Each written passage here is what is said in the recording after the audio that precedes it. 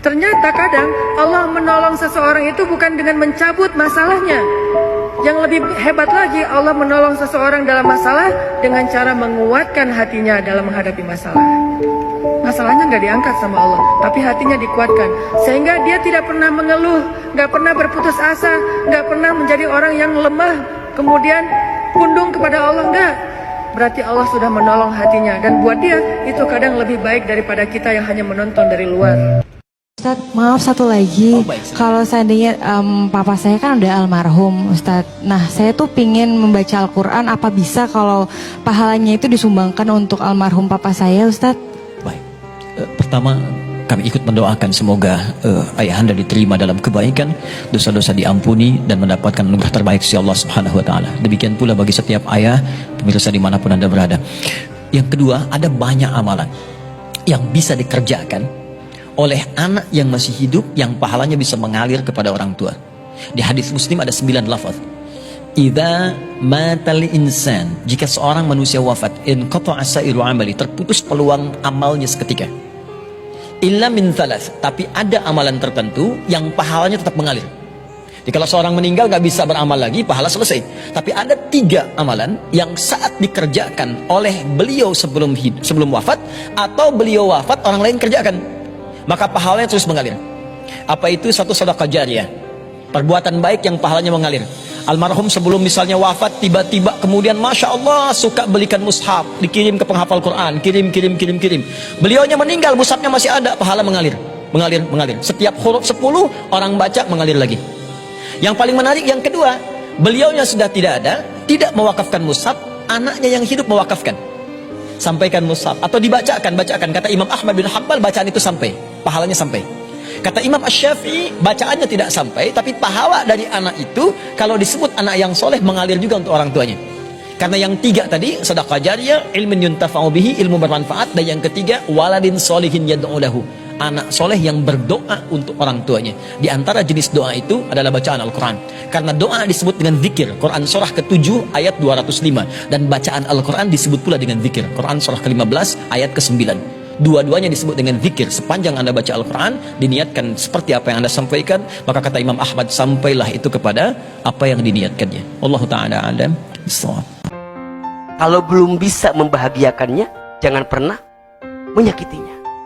Ridallah fi ridal walidain, wa sukhtullah fi sukhtil walidain. Ridhonya Allah ada pada ridhonya orang tua, murka bencinya Allah ada pada murka bencinya orang tua. Kita nggak bisa milih lahir dari siapa, kita nggak bisa milih orang tua kita siapa, tapi kita bisa milih bagaimana caranya kita memperlakukan orang tua kita. Jangan kering bibir Pak, kecuali mengatakan Rabbighfirli wali walidayya warhamhuma kama rabbayani. Ini zaman Rasul, Nabi pernah dipentangkan alam barzah. Beliau melihat orang yang dicambuk oleh malaikat, berhenti cambuk malaikat. Bertanya yang dicambuk ini, lima takifu min darbik, kenapa kau hentikan cambukanmu wahai malaikat? Kata si mayit ini, cambuk aku, kenapa kau hentikan?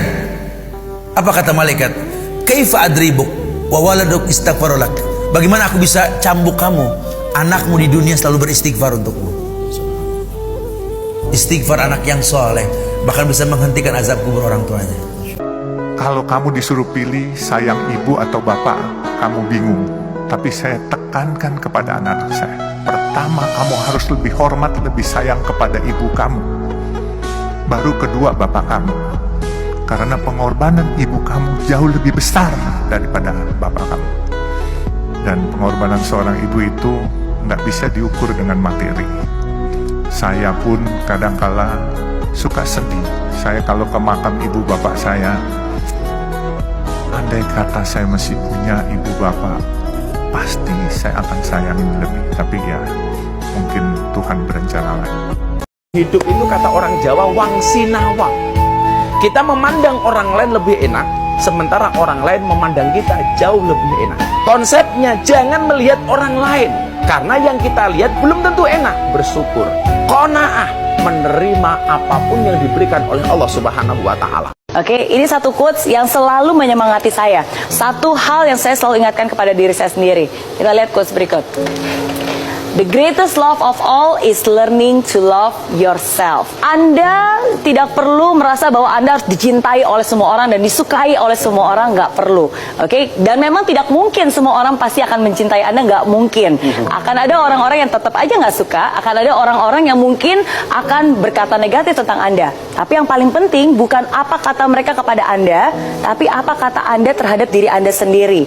Dan cinta yang paling berharga adalah ketika Anda bisa menghargai dan mencintai diri Anda sendiri.